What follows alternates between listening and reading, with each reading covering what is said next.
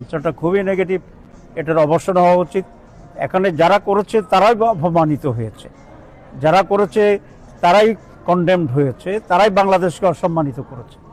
কারণ যে কোনো একজন লোক বিদেশ থেকে আসবে, একজন লোক পাশে দাঁড়িয়ে ডিম একটা মারবে, এটা যার উপর মারছে তার এখানে কোনো দায়িত্ব নাই, এবং সে অপমানিত হওয়ারও কিছু আমি মনে করি না।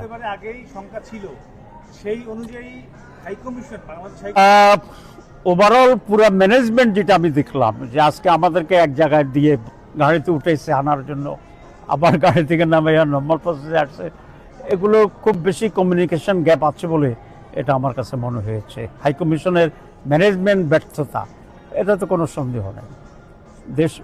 তাদের উচিত ছিল এর আগে আরও অনেক প্রিকশন নেওয়া, এবং এখানে আমরা দুইটা বড় দলের প্রতিনিধি আসছি, এনসিপি সহ। কোঅর্ডিনেশন থাকলে আমরা সব একসাথে আসলে আওয়ামী লীগের এখানে কারো সাধ্য ছিল না এটার ধারে কাছে আসার জন্য। অল্প কটা করতে পারছে।